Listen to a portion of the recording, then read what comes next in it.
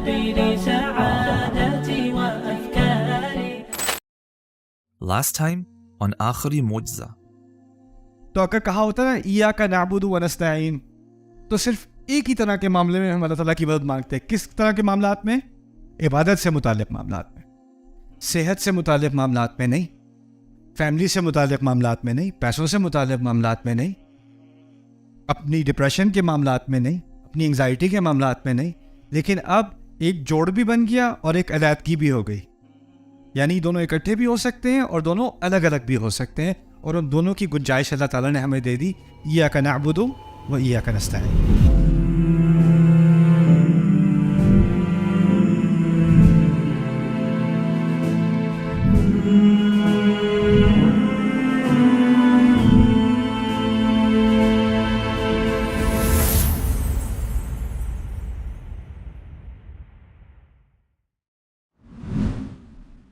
اہدنا الصراط المستقیم.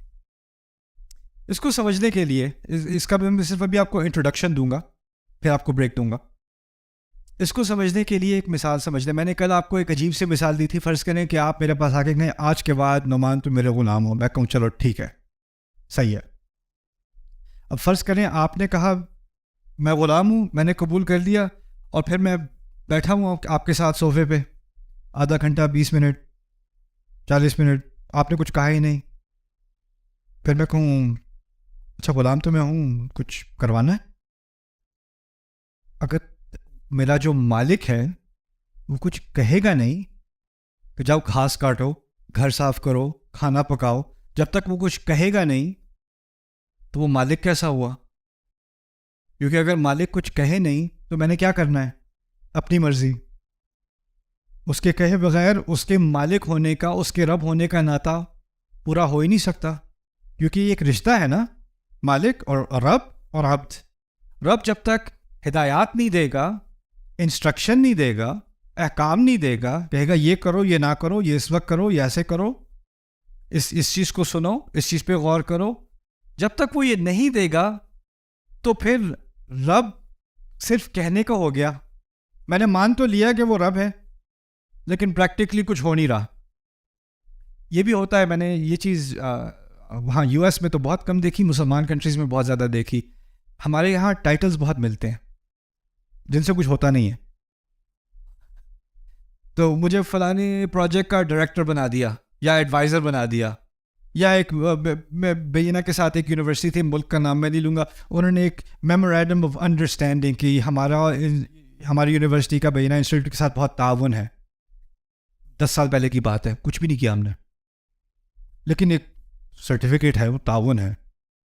یعنی کہنے کو تو ایک رشتہ ہے، لیکن پریکٹیکلی کچھ ہے کہ نہیں؟ نتھنگ. کہنے کی بات ہے بس. اور لیکن وہ جو ہاتھ شیک کرتے ہوئے فوٹو لینا بہت ضروری ہے. وہ بڑے مزے کے ہینڈ شیکس ہوتے ہیں یہاں. آپ صرف ہاتھ نہیں ملاتے ہیں، کہتے ہیں پھر پکڑتے ہیں، پھر ایسے دیکھتے ہیں، کیونکہ اس کا اصل مقصد ہاتھ ملانا نہیں ہوتا. ہاتھ ملانے کا ریکارڈ ہونا ہوتا ہے، اس کو فریم کرنا ہوتا ہے. اللہ تعالیٰ نے اگر اپنے آپ کو رب کہا ہے تو رب ہونے کا تقاضا یہ ہے کہ وہ اپنے بندے کو بتائے میرا بندہ ہونے کے ناطے تم کیا کرو گے. اگر وہ بتائے گا نہیں تو رب کس بات کا ہوا پھر وہ؟ تو کیونکہ ہم نے ابھی خود ہی کہا نا کہ ہم عبد بننے کو تیار ہیں، ایاک نعبد، ہم آپ کی مدد مانگ رہے ہیں. تو ہم نے پہلی مدد کیا مانگی؟ اہدنا، ہمیں ہدایت دیں، ہمیں بتائیں ہم کیا کریں. اچھا اب تو ہو گئے، لیکن ہمیں پتہ نہیں کرنا کیا ہے، کیسے کرنا ہے. اور اس اہدنا میں 2 پہلو آ گئے، دونوں ایاک نعبد سے بھی متعلق ہے، ایاک نستعین سے بھی متعلق ہے اہدنا. یعنی ہمیں ہدایت دیں کہ آپ کی مدد کیسے آئے گی، دوسرے درجے میں. اور پہلی بات ہمیں ہدایت دیں ہم عبادت کیسے کریں، آپ کو خوش کیسے کریں. پرانے مذاہب میں پتہ کیا ہوتا تھا؟ جو بگڑی ہوئی شکل ہے اسلام کی، اسلام جب انبیاء لے کر آئے اور پھر آنے والی نسلیں اس کو بھول گئیں. خدا کو اگر خوش کرنا ہے نا تو اس کو کچھ نہ کچھ دینا پڑے گا. وہ ایسے ہی نہیں خوش ہو جاتا. کوئی نہ کوئی بکری ذبح کر کے اس کا خون ڈالنا پڑے گا، کوئی نہ کوئی چڑھاوا چڑھانا پڑے گا، کوئی خاص کھانا بنا کے اس کے سامنے رکھنا پڑے گا. آپ دیکھیں گے مندروں میں اور جگہوں پہ کیا ہوتا ہے, آپ وہ کھانا لے کر آتے ہیں اور وہ سامنے پیش کرتے ہیں, یہ جی میں نے آپ کے لیے چاکلیٹ کیک بنایا ہے, یہ میں نے رکھا ہوا ہے, اب بس آپ میری یہ منت پوری کر دیں. جب تک اس خدا کو کچھ دو گے نہیں وہ آپ کو کچھ نہیں دے گا. اور یہ تمام مذاہب میں, یہاں تک کہ کچھ مذاہب میں تو اتنا ایکسٹریم تھا کہ جنگ ہونے والی ہے اور ہم جیت نہیں سکتے جب تک فلانی جو دیوی ہے اس کی مدد نہیں آئے گی. اس دیوی کو خون کی ایک قربانی چاہیے, تو ہماری جو سب سے ینگ لڑکی ہے اس کو قربان کر کے پہاڑی سے پھینک دو, پھر اس دیوی کی مدد آئے گی. اپنی بچیوں کو وہ ذبح کرتے تھے اس خدا کی مدد لینے کے لیے. کیوں؟ کیونکہ ان کا خدا کے ساتھ رشتہ اور خداؤں کے ساتھ اور دیویوں اور دیوتاؤں کے ساتھ جو رشتہ تھا نا, وہ تھا ایک تجارتی رشتہ, ٹرانزیکشنل. ہم کچھ دیں گے پھر وہ کچھ ہمیں دے گا. فاتحہ میں شروع سے ہی اللہ تعالیٰ نے ہم سے کچھ مانگا, پہلے اپنی نعمتیں بتائیں. الحمدللہ رب العالمین. ہم نے کچھ کیا کہ اس نے کیا ہے؟ اس نے حمد کی مستحق چیزیں کی ہیں خود. پھر اس کے بعد الرحمن الرحیم. ہم نے کچھ کیا ہے بھی کہ وہی کر رہا ہے, وہی کر رہا ہے. یعنی شروع سے ہی ہمارے کیے بغیر ہمیں دیا جا رہا ہے, دیا جا رہا ہے, دیا جا رہا ہے, دیا جا رہا ہے. اب ہمیں کچھ شرم آئی, ہم نے کہا میرے رب ہم کیا کریں, آپ نے اتنا کچھ کر دیا, اب ہم سے بھی تو کچھ کروا لیں. ہمارے نام کیا خدمت ہے, اور وہ کیا ہے, اہدنا. اہدنا, ہمیں کچھ تو کہہ دیں. آپ مجھے یہ بتائیں, ہم جتنا بھی کر دیں اللہ تعالیٰ جو ہمارے لیے کرتے ہیں اس کا مقابلہ کیا جا سکتا ہے؟ نہ. تو یہ اہدنا میں بھی جو اللہ تعالیٰ جو ہم ہدایت مانگ رہے ہیں نا, وہ اصل میں اللہ تعالیٰ کو پہچاننے کے بعد کم از کم ہمارے رب ہم اس بات کا اعتراف کرتے ہیں کہ ہم آپ کا کبھی حق تو ادا کر نہیں سکتے, لیکن اگر کوئی چھوٹی موٹی ایسی چیز ہے جو ہم اگر پوری کر دیں تو آپ ہم سے راضی ہو جائیں, آپ ہماری عبادت قبول کر لیں, تو وہ بتا دیں وہ کیا ہوگی. یہ ہے اہدنا. اور پھر اہدنا کے اندر اگر کہا ہوتا مجھے ہدایت دے دیں, اہدنی اہدنی الصراط المستقیم, لیکن ہم نے اہدنی نہیں کہا. کیا کہا ہے؟ اہدنا. اچھا, شروع میں جب حمد کی تھی نا, جب میں اللہ کی حمد کرتا ہوں دل سے, تو میں آپ کے بارے میں نہیں سوچ رہا ہوتا. کس کے بارے میں سوچ رہا ہوتا ہوں؟ اپنے بارے میں. جب میں اللہ کے بارے میں کہتا ہوں الرحمن الرحیم, اللہ کی جو محبت ہے اس کا میرے لیے خیال ہے, کس کے بارے میں سوچ رہا ہوتا ہوں؟ اپنے بارے میں. انفرادی بات ہے. مالک یوم الدین, مجھے آپ کی فکر ہوتی ہے, اپنی فکر ہوتی ہے؟ اپنی فکر ہوتی ہے. ابھی تک جو ساری بات ہو رہی تھی وہ فرد کی تھی, میری تھی. تو یہاں تک جو بات پہنچی تو مجھے کہنا کیا چاہیے تھا, توقع کیا تھی؟ مجھے ہدایت دیں. ابھی تو ہر بات کا اشارہ میری طرف واپس جا رہا ہے. میں عبد ہوں, لیکن عبادت کی اور ہدایت کی جو طلب ہم نے کی ہے وہ اکٹھے کی ہے. اس میں بھی ایک بات کی طرف اشارہ ہے کہ یہ ہدایت اکیلا انسان نہیں کر سکتا. اکیلے انسان کے لیے بہت مشکل ہے, اس کو سپورٹ کی ضرورت ہے, اس کو کسی نہ کسی کا سہارا چاہیے. ہمیں اکٹھے ہدایت دیں. اور اس میں ایک خود غرضی سے بھی نکال دیا ہمیں, یا اللہ مجھے ہدایت دے, باقی بھاڑ میں جائیں, بس میں اور تو. نہیں. اس میں اللہ تعالیٰ نے ہمیں ایک دوسرے کی فکر کرنا بھی سکھائی. اگر میرے رب میں اتنی رحمت ہے, اتنی محبت ہے, اتنا خیال ہے, اور اس نے مجھے بنایا ہے, تو میرے اندر بھی اس کی کچھ جھلک تو آئے گی نا, کہ مجھے بھی کسی اور کا خیال ہے, مجھے کسی اور سے بھی محبت ہے. اور جو چیز میں اپنے لیے اتنی بری طرح چاہتا ہوں, میں صرف اپنے لیے نہیں چاہتا, میں سب کے لیے چاہتا ہوں. یہ آخری جو تأمل ہے, اس کے بعد میں آپ کو بریک دینے لگا ہوں, ذرا سوچنا ہے اس کے بارے میں. اگر اس کا مفہوم آپ واقعی سمجھے ہیں, مجھے ہدایت دے نہیں کہا, ہمیں ہدایت دیں کہا ہے. اگر اس کو واقعی ہم سمجھتے ہیں, اس کا مطلب پتہ ہے کیا ہے؟ مجھے اوروں کے لیے کیا چیز چاہیے. جو ہدایت مجھے اپنے لیے چاہیے, وہی ہدایت مجھے اس کے لیے چاہیے. اور جس نرمی سے اور جس نرم دل سے میں اللہ تعالیٰ سے ہدایت مانگتا ہوں نا, اسی نرمی سے مجھے کسی اور کے لیے بھی ہدایت چاہیے. تو جب آپ کسی کو بڑی نفرت سے ہدایت دینے کی کوشش کرتے ہیں, جب آپ یہ لوگ تو جہنمی, ان کو دیکھو کافر ہیں, یہ کافر, یہ فلانے ایسے ہیں، یہ فلانے مشرک ہیں، یہ فلانے جو الفاظ آپ استعمال کر رہے ہیں، یہ اہتنا کی روح سے صحیح ہے کہ نہیں؟ اگر واقعی اتنا سمجھے ہو اور کوئی بہت ہی غلط راستے پر ہے، بہت ہی غلط راستے پر ہے، اس فاتحہ کے پڑھنے میں آپ نے اس کے خلاف دعا کی ہے کہ اس کے لیے دعا کی ہے؟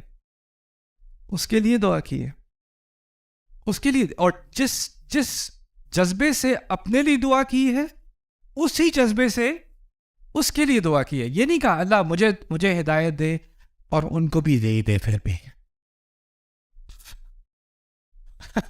ہاں چلے ان کو بھی تھوڑی بہت. ایک دن ہم سب کو اکٹھے ایک جیسے، جو میں اپنے لیے چاہ رہا ہوں اور جس طریقے سے اپنے لیے چاہ رہا ہوں اسی طریقے سے کسی اور کے لیے بھی چاہ رہا ہوں.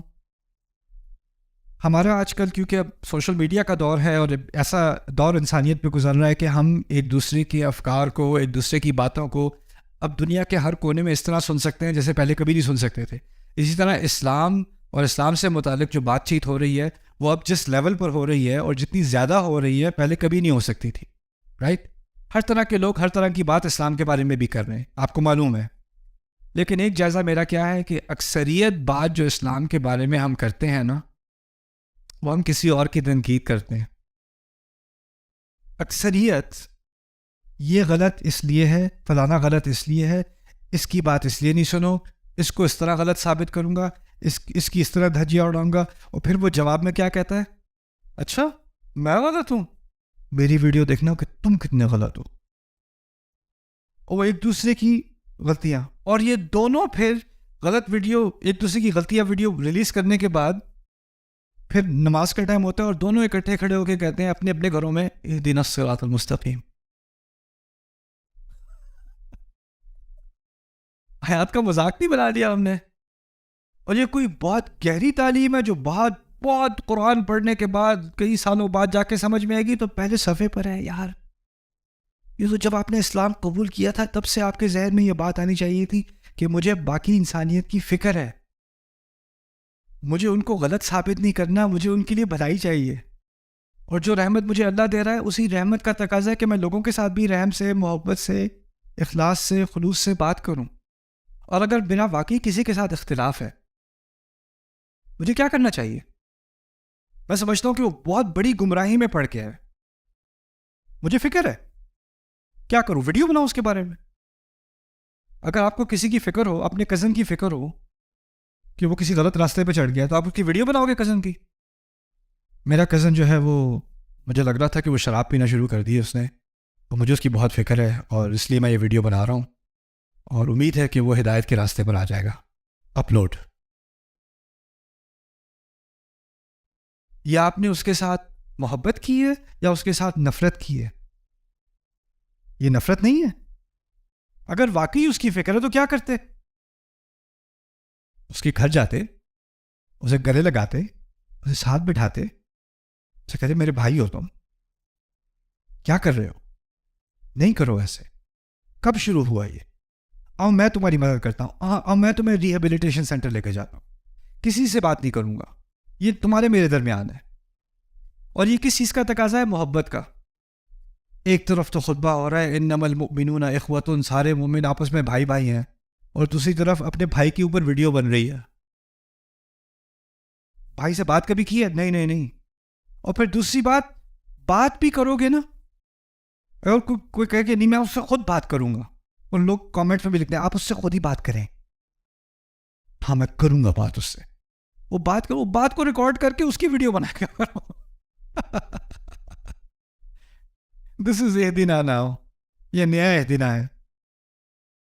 ایاک نعبد و ایاک نستعین اہدنا. اگر میں تو کہتا ہوں اگر مسلمان فاتحہ پہ غور کر لینا تو امت کی شکل بدل جائے، ہمارا پورا ڈسکورس بدل جائے، کس قسم کا ہم مواد تیار کرتے ہیں، کیسے ہم بات کرتے ہیں، ہمارا اسلوب کیا ہوتا ہے، ہمارا ایٹیٹیوڈ کیا ہوتا ہے، سارا کا سارا بدل جائے. اور ابھی ہم اس آیت میں داخل نہیں ہوئے، صرف اس کا میں تعلق دکھانا چاہ رہا تھا پچھلی باتوں سے. اور اس میں سب سے بڑی بات یہ ہے کہ کیونکہ ہم نے اللہ سے دعویٰ کیا نا کہ ہم عبادت کرنے کو تیار ہیں اور ہم مدد چاہ رہے ہیں، تو کیسی مدد ہو اور کیسی عبادت کرنی ہو، اس کے لیے یا اللہ تعالیٰ ہم سب کو اکٹھے اپنی ہدایت دیں. اوکے، 2 سوال تھے، اس میں سے ایک مجھے یاد آ رہا ہے عبادت کے بارے میں، عبادت کے کانسیپٹ کے بارے میں، ایاک نعبد، کیونکہ آپ سب کو علم ہوگا کہ جو ہدایت ہم نے مانگی ہے اس صورت میں، اس کا جواب باقی قرآن ہے. یعنی اس کے جواب میں تعالیٰ نے ہمیں یہ پوری کتاب دی ہے. تو اس کا مطلب یہ ہوگا کہ عبادت، اس کی تمام تعلیمات کو عبادت ہی سمجھا جائے گا. اور اس کی تعلیمات میں نماز شامل ہے، اس میں کوئی شک نہیں. زکوٰۃ شامل ہے، اس میں کوئی شک نہیں. روزہ شامل ہے، حج شامل ہے. لیکن اس کی تعلیمات میں تدبر بھی شامل ہے، اس کی تعلیمات میں سوچنا بھی شامل ہے، سیکھنا بھی شامل ہے. اس کی تعلیمات میں غور کرنا، تاریخ کے بارے میں سیکھنا، اس کی تعلیمات میں جذبات کو سمجھنا، مختلف جذبات کو سمجھنا، رسول صلی اللہ علیہ وسلم جس مشکل سے گزرے اس پر غور کرنا. یعنی عبادت کا کانسیپٹ ایک بہت بڑا کانسیپٹ ہے، اور اس میں کچھ چیزیں ہیں جو بہت واضح ہوتی ہیں، جیسے نماز، روزہ، زکوٰۃ وغیرہ. لیکن اس قرآن نے اس کانسیپٹ کو بہت بڑا بنا دیا.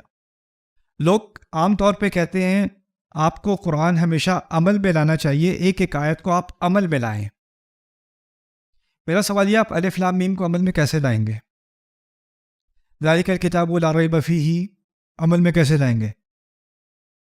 عمل میں لانے کی وہ آیات ہیں جن میں عمل کا مطالبہ ہے، اور آیات میں تدبر کا مطالبہ ہے، سوچنے کا مطالبہ ہے، دل کے لرزنے کا مطالبہ ہے، مختلف قسم کے مطالبے ہیں. ہر مطالبہ عمل نہیں ہے. عمل تو ایک پہلو ہے عبادت کا، لیکن عبادت کے اور بہت سارے پہلو بھی ہیں.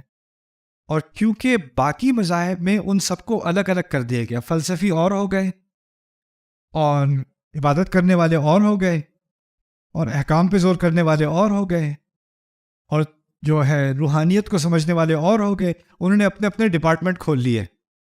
قرآن نے کیا کیا؟ ان تمام چیزوں کو ہمیشہ اکٹھا رکھا اور ایک کو دوسرے سے الگ نہیں ہونے دیا. اور یہی اصل عبادت ہے. اصل عبادت یہ ہے.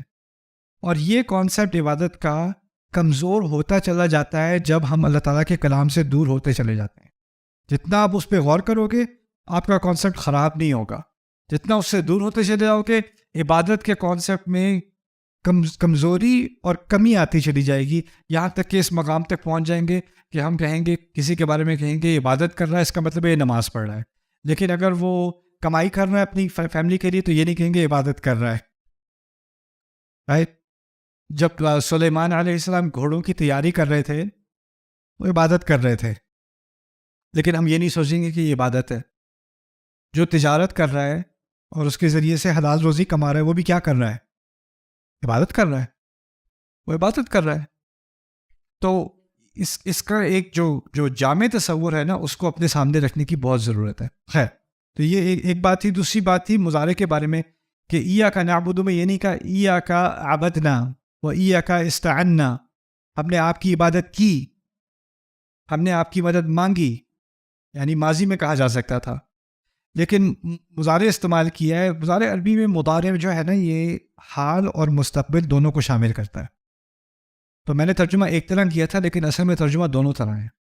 ہم آپ کی عبادت کر رہے ہیں اور کریں گے، ہم آپ کی مدد مانگ رہے ہیں اور مانگیں گے. اس طرح بھی کر سکتے ہیں مانگتے رہیں گے، اس طرح بھی ترجمہ کر سکتے ہیں، وہ بھی صحیح ہوگا، مانگتے رہیں گے.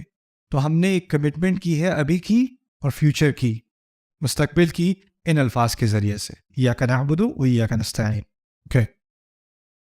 دوسرا ایک سوال آیا تھا العالمین کے بارے میں پہلے، کہ العالمین میں تفسیر میں اکثر و بیشتر یہی کہا جا رہا ہے کہ العالمین میں نباتات، جمادات، پرندے، جانور، جنات، تمام عالم، تمام دنیایں، تمام جہانوں کا مالک نا، تو اس کی طرف اشارہ ہے. میں اس بات کا انکار نہیں کرتا. میں کہتا ہوں کہ قرآن کے الفاظ، جہاں تک میں نے قرآن سمجھنے کی کوشش کی ہے نا، تو قرآن کے الفاظ میں دو طرح کے مفاہیم ہوتے ہیں. ایک کو کہا جاتا ہے المعانی الاوائل اور دوسرے المعانی الثوانی. انگلش میں سمجھ لیں پرائمری میننگز، سیکنڈری میننگز، پہلے درجے کے معنی، دوسرے درجے کے معنی. اور یہ قرآن میں بہت جگہ ہوتا ہے، اور ان میں سے کسی ایک کا انکار کرنا غلط ہوتا ہے.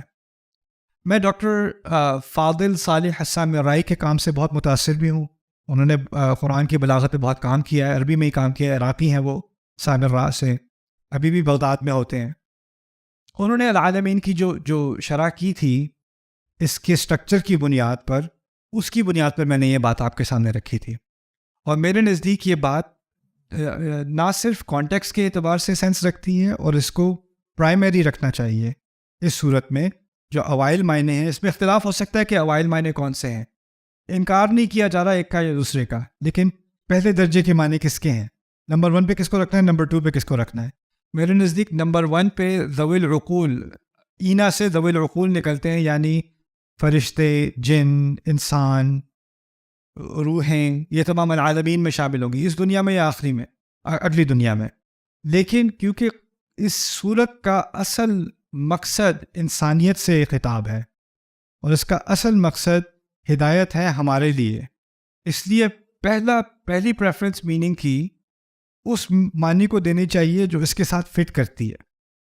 تو سیاق سے پتہ چلتا ہے کہ کون سے معنی کو پہلے درجے پہ رکھنا چاہیے. ٹھیک ہے، خیر. Subscribe now to the Bayyinah YouTube channel to watch the rest of this series and more great content from Ustad Nu'man Ali Khan. Coming up next time on Akhari Mo'jiza. جس طریقے سے انسان مانگتا ہے نا، اس سے پتہ چل جاتا ہے اس کو کس کی کتنی ضرورت ہے. آپ کے بچے آپ کے پاس آ کے کہتے ہیں مجھے 500 چاہیے، مجھے 1000 روپے چاہیے. جس طریقے سے مانگ رہا ہے، دینے کا دل نہیں جاتا.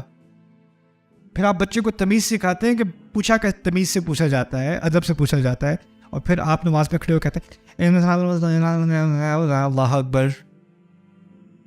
اس کو تو تمیز سکھا دی کہ مجھ سے کیسے پوچھتے ہیں، اور جس طریقے سے ہم اللہ سے پوچھتے ہیں اہدنا الصراط المستقیم.